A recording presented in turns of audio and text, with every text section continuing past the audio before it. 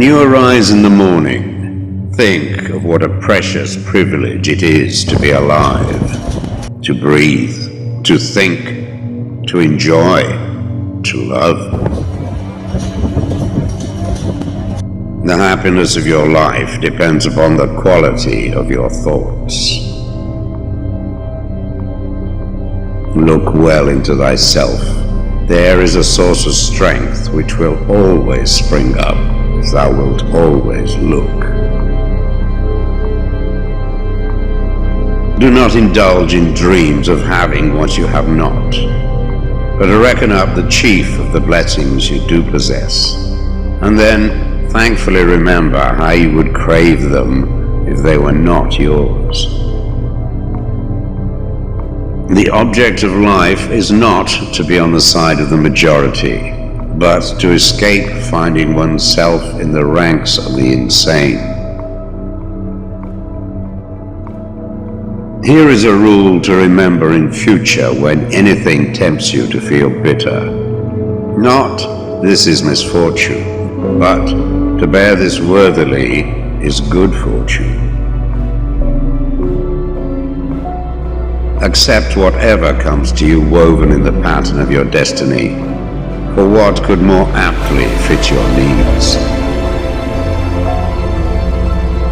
You don't have to turn this into something. It doesn't have to upset you.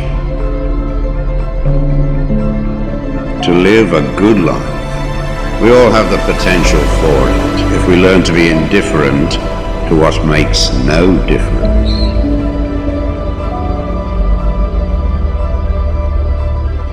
Think of yourself as dead. You have lived your life. Now, take what's left and live it properly. Death smiles at us all, but all a man can do is smile back. The best revenge is not to be like your enemy. Your mind will take the shape of what you frequently hold in thought, for the human spirit is colored by such impressions. The impediment to action advances action. What stands in the way becomes the way.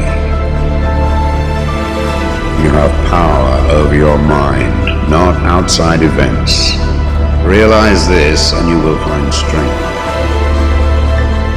It is not death that a man should fear, but he should fear never beginning to live. Never let the future disturb you. You will meet it, if you have to, with the same weapons of reason which today arm you against the present. Very little is needed to make a happy life. It is all within yourself, in your way of thinking. Loss is nothing else but change, and change is nature's delight. A man's true delight is to do the things he was made for.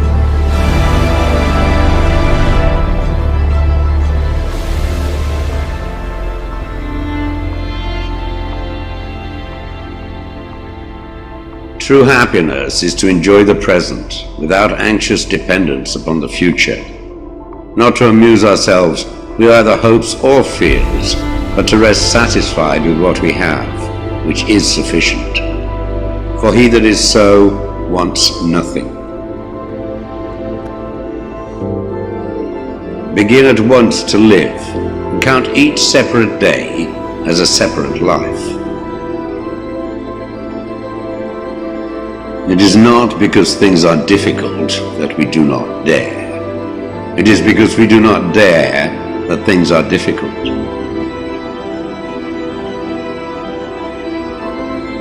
We all sorely complain of the shortness of time, and yet have much more than we know what to do with. Our lives are either spent in doing nothing at all, or in doing nothing to the purpose, or in doing nothing that we ought to do. We are always complaining that our days are few, and acting as though there would be no end of them. A gem cannot be polished without friction, nor a man perfected without trials.